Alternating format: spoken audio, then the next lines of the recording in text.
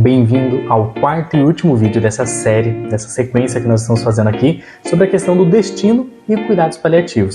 Nós já falamos sobre o destino psicológico, destino biológico, e hoje nós vamos falar sobre o destino sociológico e a sua relação com a questão dos cuidados paliativos. Eu vou começar esse vídeo falando um pouquinho para você uma história que a gente acabou vivenciando dentro da instituição que eu trabalhava na época da pandemia, né? A pandemia de Covid-19, ela, enfim, está aí colocada, né, recente na nossa história, então você sabe muito sobre o que ela foi, mas essa doença que se globalizou e que alcançou muita gente, que foi muito grave, que acabou matando, né, muita gente, levando embora muita gente que a gente amava, assim, né, muitas pessoas que nós amávamos, certo?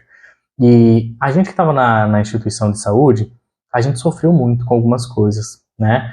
Uma delas, eu vou te dizer pessoalmente, o que para mim foi muito difícil, foi a época em que os números de internações acabaram aumentando demais. Explodiram, assim, muito. Mais do que a nossa capacidade de leitos, por exemplo, né?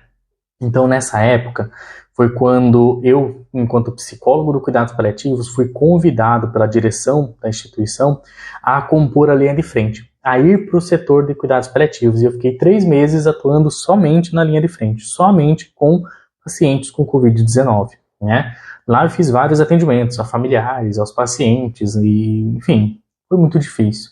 De todos, eu acho que eu diria assim, fazer os atendimentos daquelas pessoas que tinham indicação de intubação, talvez esse foi o maior desafio, porque o médico passava, avaliava a situação, via que tinha indicação para fazer aquele tipo de intervenção da intubação, e aí ele me chamava para a gente comunicar junto e para fazer o atendimento, né, o acolhimento dessa pessoa.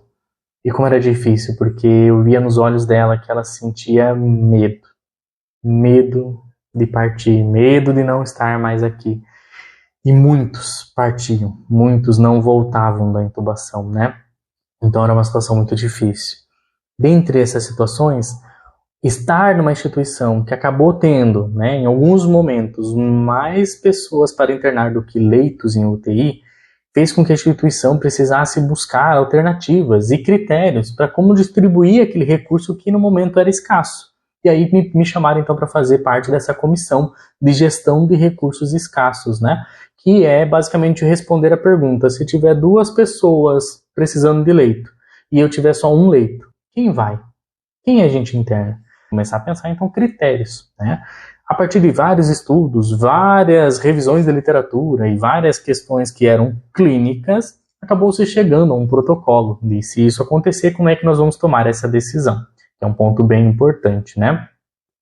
Só que daí, o que eu queria colocar não era nem sobre a questão dos recursos escassos. Eu queria dizer que, apesar dos recursos escassos, eu vi muitas vezes pessoas que trabalhavam junto conosco ou que tinham algum cargo, que eram importante, entrar em contato com o nosso hospital, com o nosso local de trabalho, pedindo uma vaguinha para algum conhecido, para algum familiar, tentando puxar. Eu trabalho aqui, ia lá para a coordenação, poxa, e meu avô, meu tio, meu pai, tá lá naquele lugar, será que a gente não consegue puxar ele, cuidar ele para cá? Eu precisava de uma vaga.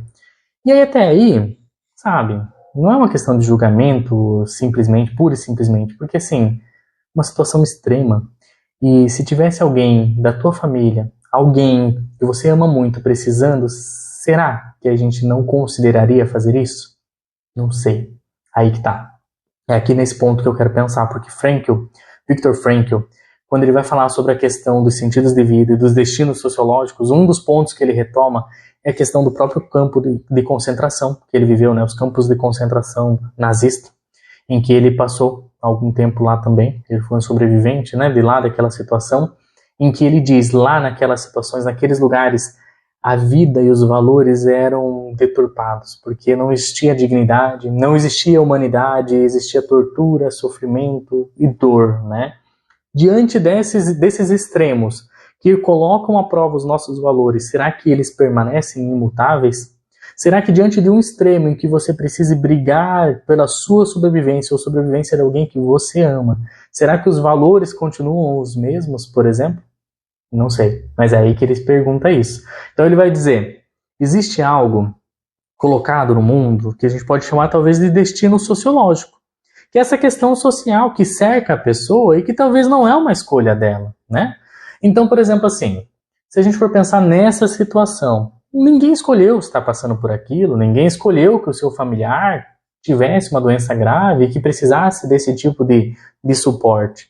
Mas diante disso, será que nós tentamos furar a fila? Tentamos dar um jeitinho? Nós pedimos e damos uma carteirada, por exemplo? Será que é assim que funciona? Não sei se é o melhor caminho, por exemplo, não é mesmo?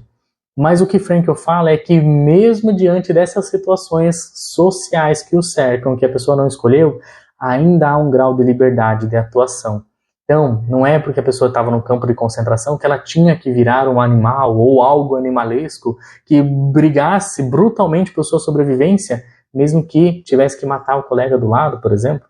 Mesmo que tivesse que passar por cima de todos os seus valores, ele diz, não. Há pessoas que passaram por aquela situação e que mantiveram a sua humanidade, vamos dizer assim, se a gente puder chamar por algum nome, né? Então, o que eu estou querendo dizer? Tentando até pegar aí os outros vídeos que nós fizemos, destino psicológico, sociológico, biológico, nós estamos querendo dizer aqui que mesmo que o corpo apresente uma situação grave, mesmo que a questão psicológica tenha diagnósticos, nomes ou qualquer outra coisa que tente definir um destino, ou ainda a pessoa esteja passando por uma situação social, sociológica, que ela não escolheu, que seja muito ruim, ainda há algo a ser preservado aí, que é a liberdade. A liberdade de escolha, de decisão, de postura, de atitude frente a tudo isso. Eu vejo muito sentido nisso. Eu acredito e sempre apostei muito nesse quesito na minha atuação em cuidados paliativos. Então eu queria falar diretamente com você que é profissional de saúde. Você que cuida, que promove assistência em cuidados paliativos em qualquer fase que seja. Seja na fase inicial, acabou de descobrir a doença, seja na fase final, na terminalidade da vida. Independente disso, saiba que estar em cuidados paliativos, ter uma doença grave, estar ou não deprimido, ter ou não depressão, ser rico, ser pobre, nada disso define a experiência do adoecimento daquela pessoa. Ainda assim, é preciso apostar numa assistência que gere autonomia para a pessoa viver a biografia dela. É só assim que a gente consegue promover dignidade. Eu aposto muito nisso, e falar disso é falar sobre uma coisa que Frankl aposta muito, que é a espiritualidade. Fazer um cuidado espiritual, se eu puder resumir tudo isso que eu estou querendo dizer aqui, fazer um cuidado espiritual em cuidados paliativos é apostar nessa liberdade, nessa potência de decisão que não é definida por esses destinos. A pessoa não escolheu ter um câncer, ela não escolheu estar ali, não escolheu estar vivendo aquilo, mas ainda assim há um grau de liberdade para ela viver aquilo de uma maneira muito única, muito dela, muito biográfica.